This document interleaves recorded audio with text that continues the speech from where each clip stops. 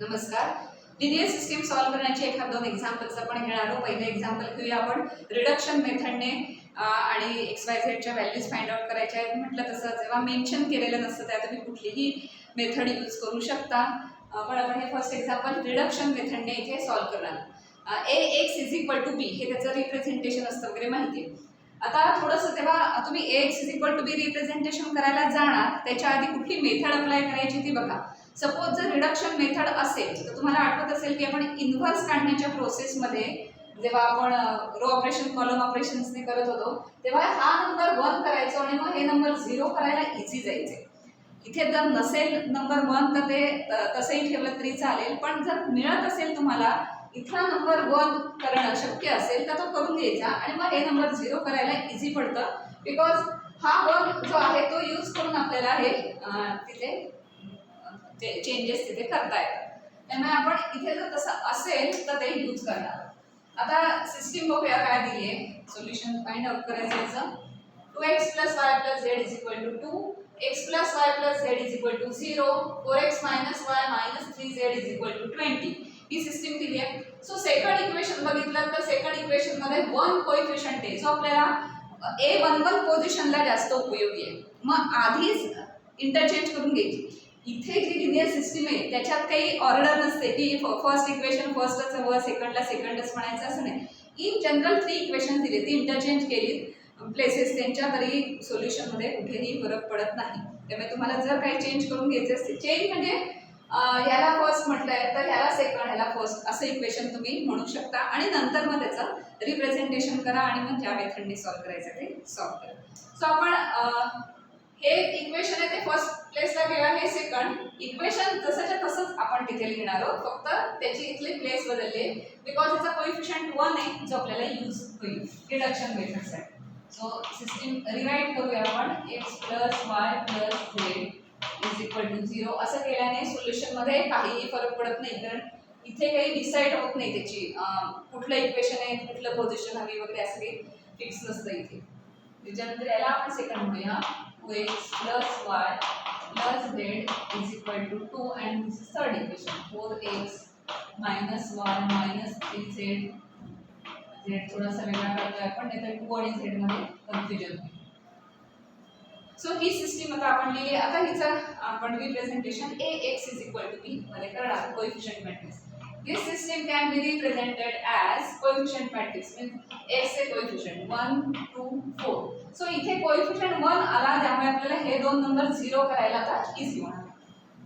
1 1 -1 1 1 इथे नसेल एखादा प्रेझेंट सपोज असं असेल तर तिथे काय लिहायचं असतं 0 लिहायचं असतं कोएफिशियंट. 1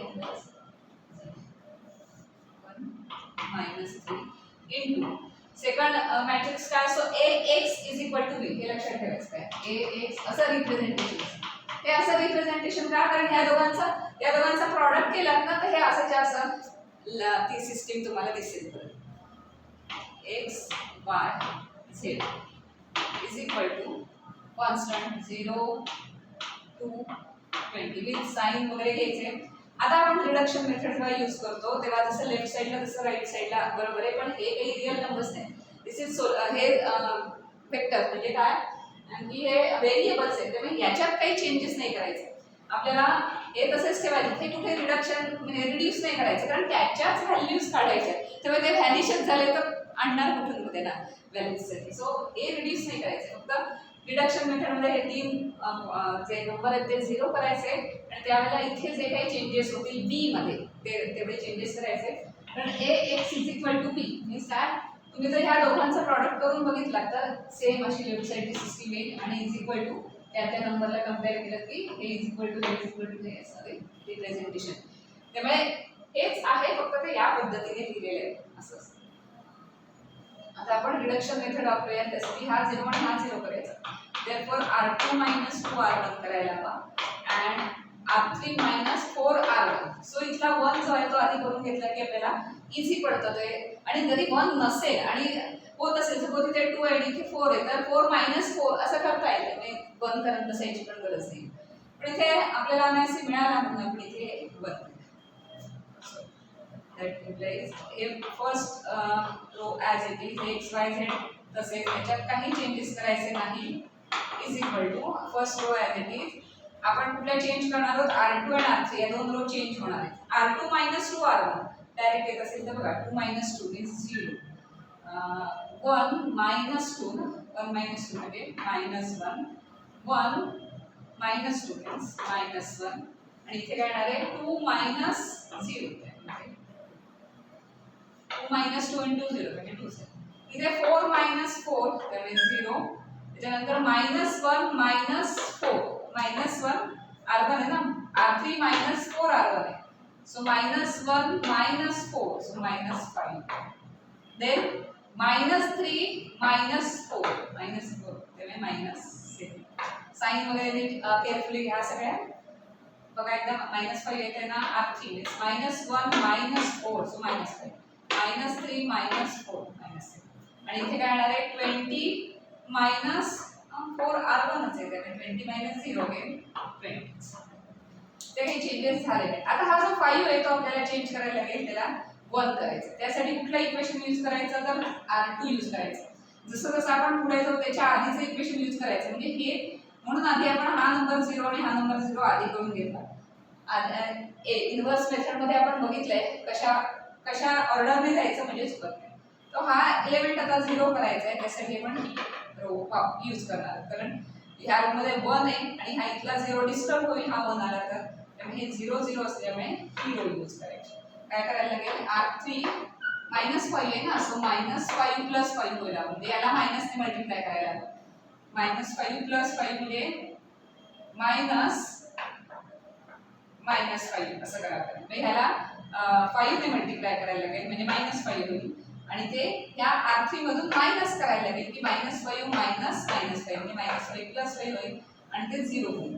असं करा किंवा अजून एक स्टेप याच्यात मध्ये करायची ती नंतर आपल्याला म्हणजे उपयोगी पडेल की जे R2 आहे त्याला जर -1 ने आपण मल्टिप्लाय केलं सगळीकडे तर ह्या मायनसचा प्लस होईल आणि मग नेक्स्ट स्टेप मध्ये आपल्याला ते येईल. सो -1 into R2 असं केलं आपण तर काय होणार 1 1 1 as it is third row as it is -5 -7 XYZ is equal to first row third row no change. Second रोला काय केलंय -1 ने मल्टिप्लाय म्हणजे काय मायनस साइन जाईल म्हणून हा 0 तसा 1 होणार आणि इथे काय होणार मायनस. सो आता इझी झालं कारण आता R3 मध्ये R2 आणि 5 टाइम्स R2 फक्त ऍड केली की होईल. नाहीतर काय मायनस करा ही जर स्टेप केली नसती तर R3 मध्ये R2 मायनस करायला लागते 5 टाइम्स. इथे इझी झालं कारण इथे ऍड करता येईल. So next step is R3 plus 5 times R2 5 times R2 म्हणजे -5 plus 5 हा 0 होईल. हा 0 करण्यासाठी जे काही करावं लागेल ते करायचं.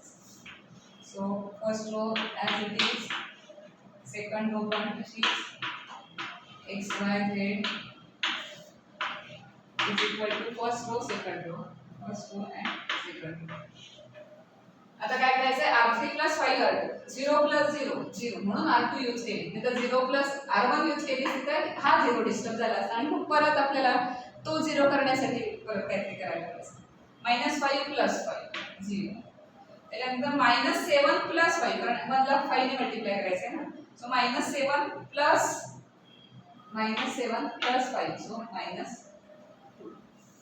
-7 plus -2 आणि ते काय येणार आहे 20 minus 2 into किती टाइम्स केले 5 टाइम्स ना 10 सो 20 minus 10 त्याने काय 10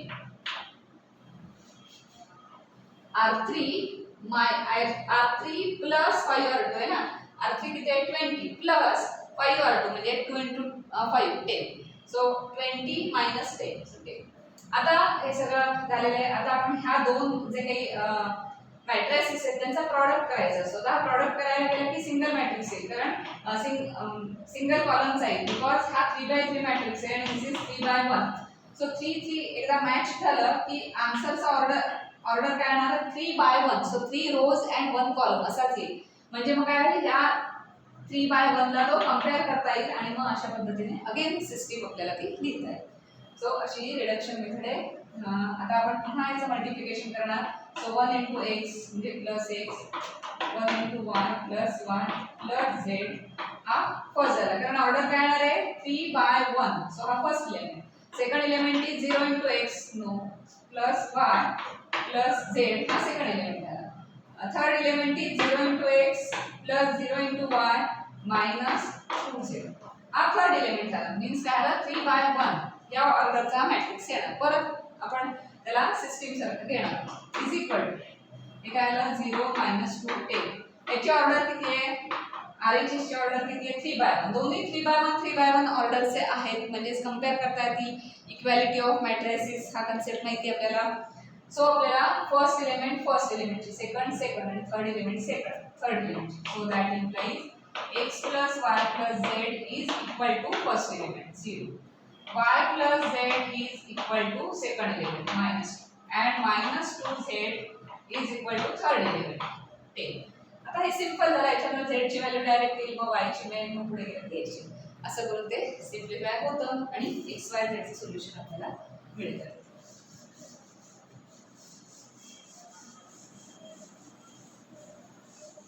सो आपण हे रिडक्शन मेथडने हा असा रिड्यूस करून आणायचा मॅट्रिक्स मग अगेन मल्टिप्लिकेशन करायचं की 3 by 1 मॅट्रिक्स मिळेल 3 by 1 मॅट्रिक्स मिळालं की हे दोन्ही मॅट्रिक्स कंपेअर करायचं की पुन्हा एकदा सिस्टीम दिसायला लागेल आणि जर ही सिस्टीम दिसली की त्यांना डायरेक्ट द्यायचं म्हणजे -2 into z is equal to 10 that implies z is equal to 10 upon -2 means किती आला -5 सो z ची व्हॅल्यू आपल्याला डायरेक्ट नाही आता हे इक्वेशन यूज करून म्हणजे y ची value again y plus z म्हणजे y plus -5 is equal to -2x so -5 इकडे नेऊया that implies +5 होती y is equal to -2 plus 5 which is equal to 3 so y ची व्हॅल्यू मिळाली 3 आता या y आणि z च्या व्हॅल्यूज इथे आल्या सो x plus y ची व्हॅल्यू आहे 3 plus z आहे -2 is equal to 0 so 1 झालं ना z ची व्हॅल्यू असलेली z ची व्हॅल्यू आहे -5 is equal to 0 so x minus 2 is equal to 0 that implies x is equal to 2 so आपल्याला x ची व्हॅल्यू मिळाली so x2 y3 z -5 हे त्याचा solution for this linear system so reduction मेथडने solution कसं find out करायचं लक्षात आलं एक 3-4 एक्झाम्पल्स तुम्ही सॉल्व्ह केली की तुम्हाला ते चांगली लक्षात राहील ती मेथड एकदम सिंपल आहे हे 3 एलिमेंट 0 करायचे तेवढं लक्षात ठेवायचं हे 0 केले की इझी होतं कारण ही मल्टिप्लिकेशन हे असे येतं 3 by 1 मॅट्रिक्स आणि हे असे येतात आणि मग कंपेअर केले की असं उलटं जायचं आणि x y z च्या व्हॅल्यूज